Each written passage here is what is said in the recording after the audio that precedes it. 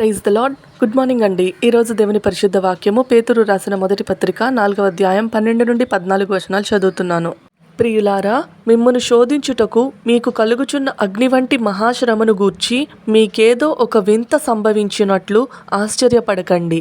క్రీస్తు మహిమ బయలుపరచబడినప్పుడు మీరు మహానందముతో సంతోషించు నిమిత్తము క్రీస్తు శ్రమలలో మీరు పాలివారై ఉన్నంతగా సంతోషించండి. క్రీస్తు నామము నిమిత్తము మీరు నిందపాలైన ఎడల మహిమాస్వరూపి అయిన ఆత్మ అనగా దేవుని ఆత్మ మీ మీద నిలుచుచున్నాడు గనుక మీరు ధన్యులు. ఆమెన్. ఇక్కడ చూడండి, మన లైఫ్ కోసం మనం చేసే పనులు ఏమైనా ఫెయిల్ అయినప్పుడే దేవుడిని నిందిస్తాం. అలాంటిది ఇక్కడ దేవుడి నిమిత్తం మనం ఏదైనా ఒక గొప్ప శ్రమలో పడినప్పుడు ఏదో వింత సంభవించినట్టు భయపడిపోవద్దు. కానీ యేసయ్య మనందరి పాపాల నిమిత్తం సిలువలో మరణిస్తూ ఎంత శ్రమ పడ్డారో దానికంటే ఎక్కువ మనల్ని విడిపిస్తున్నందుకు ఆనందించి ఉంటారు. ఎందుకంటే ఆయన మనల్ని నిజంగా ప్రేమించారు. మరి ఆయన కోసం మనం ఏం చేస్తున్నాం?